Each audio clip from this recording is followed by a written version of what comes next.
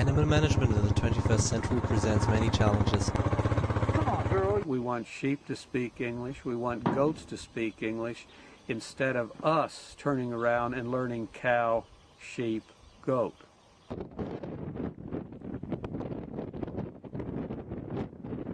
One of the major challenges that we have as range managers is the distribution of animals across the landscape. On one side, we have to understand what the environment looks like. Where's the water? Where are the good grasses? Given this information, we need to figure out plans for how to move the livestock. We know some things are very obvious. Next to water sources, drinking water, there's a chance to have overutilization.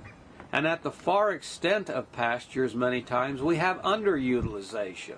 Given a plan that will ensure uniform pasture utilization, we need devices that will enable us to monitor where the animals are and to control where they get to go next. The lower board has the processor that runs all the GPS, the radio, the sensors for tilt and the magnetic field, and the upper board does all of the queuing. Yeah, we're running completely off of solar current right now, so the battery is being actually charged in addition to the power that we use.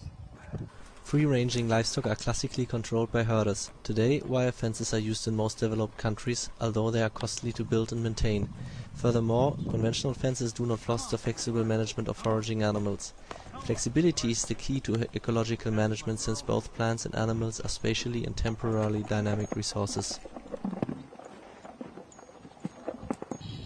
You think it's washing it?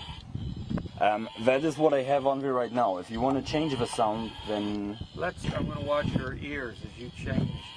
Besides logging GPS data, our sensor box allows us to play arbitrary aural cues ranging from irritating sounds to gathering commands.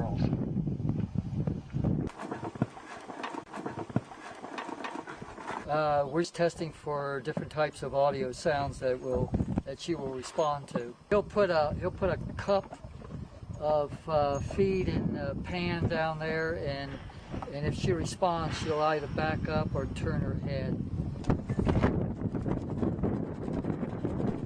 In our first experiment, we investigate how to stimulate a cow to move her in a specific direction by playing various sounds in either the left or right ear. We'll let her eat for about 8 seconds before you hit the sound.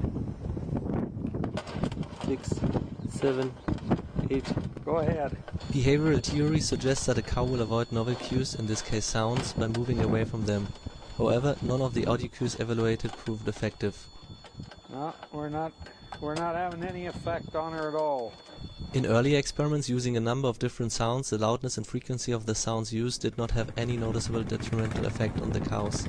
It appears that if you want to control cows without excessive stress, we need to better understand individual as well as herd behavior.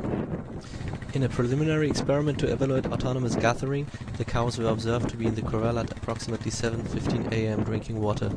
About mid-morning, the cows were returned to the middle of the pasture with an ATV. Past research using these same animals would suggest the cows would not have done what was observed next. They returned to the corral a second time the same day. 45 minutes after leaving the cows in the middle of the pasture where they were observed to begin foraging, the pre-programmed instrument started administering audio sounds that the cows would have associated with previous manual gathering. However, instead of immediately walking back to the corral once the audio cues began playing, the cows continued walking south. They reached the southwest corner of the pasture where they stood for approximately 20 minutes. We then returned on the ATV and turned the cows north along the west fence line. Thereafter, the cows continued to walk north along the west fence line for about a mile without further human intervention.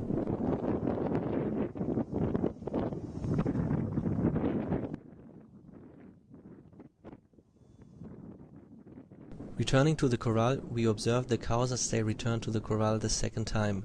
The aural gathering cues were administered equally in both ears to all 4 cows in 30-second intervals throughout their walk to the corral.